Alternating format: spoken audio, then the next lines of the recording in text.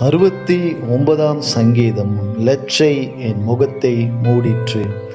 சேனைகளின் கர்த்தராகிய ஆண்டவரே, உமக்காக காத்திருக்கிறவர்கள் என்னின் மித்தம் வெட்கப்பட்டு போகாதிருப்பார்களாக.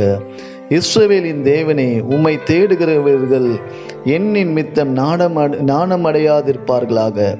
உமது நிமித்தம் நிந்தையை சகித்தேன். லெச்சை என் முகத்தை மூடிற்று. என் சகோதரருக்கு வேற்று மனுஷனும் என் தாயின் பிள்ளைகளுக்கு அந்நியனும் ஆனேன். உம்முடைய வீட்டை குறித்து உண்டான பக்தி வைராக்கியம் என்னை பட்சித்தது. உம்மை நிந்திக்கிறவர்களுடைய நிந்தனைகள் என்மேல் விழுந்தது. என் ஆத்துமா வாடும்படி உபவாசித்து அழுதேன், அதுவும் எனக்கு நிந்தையாய் முடிந்தது. என்னோடு கூட சேர்ந்து ஜெபிக்கிற கர்த்தருடைய பிள்ளைகளே, இந்த இரவு வேளையிலே நம்முடைய ஆத்துமா வாடும்படி ஒருவேளை நாம் உபவாசித்து அழுது கொண்டிருக்கலாம். அது தோல்வியாய் முடிந்திருக்கலாம். நம்மோடு கூட இருக்கிற சகோதரருக்கே நாம் வேற்று மனுஷனும் நம் தாயின் பிள்ளைகளுக்கு அந்நியனமாய் ஆகியிருக்கலாம். ஆனால் கர்த்தருடைய வீட்டை குறித்த ஒரு பக்தி வைராக்கியம் நமக்கு எப்போதும் இருந்து கொண்டிருக்க வேண்டும். அவரை நிந்திக்கிற நிந்தைகள் நம்மேல் விழலாம், வெட்கம் நம் முகத்தை மூடலாம். ஆனால் அவருக்காக காத்திருக்கிறவர்கள் வெட்கப்பட்டு போக மாட்டாங்க.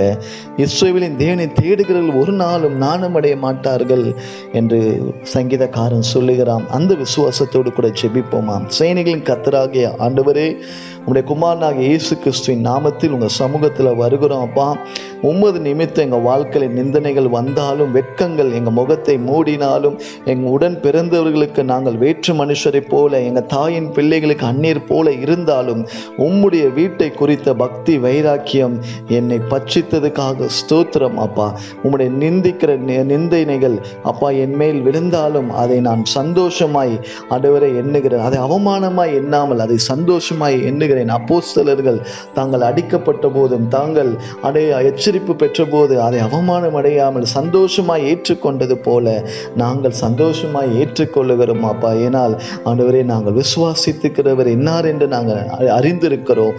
நீர் எங்களை கண்டிப்பாய் விடுதலை செய்வீர், எங்களுக்கு சகாயம் செய்ய நீர் தீவிரிப்பீர் என்று நாங்கள் அறிந்திருக்கிறோம். தகப்பனே, எங்கள் விண்ணப்பத்தை கேட்டு எங்களுக்கு தயவு செய்கிறவர் நீர் ஒருவர் அல்லவா?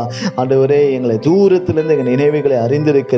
எளியவர்களின் விண்ணப்பத்தை கேட்கிறவர், கட்டுண்டவர்களை ஒரு நாளும் அதை புறக்கணிக்க மாட்டீர். தகப்பனே, நீர் அப்படியே செய்ய போவதுக்காக கொடான கொடி ஸ்தோத்திரம். அப்பா, எங்கள் ஜெபங்களை உங்க பாதத்தில் வைக்கிறோம்.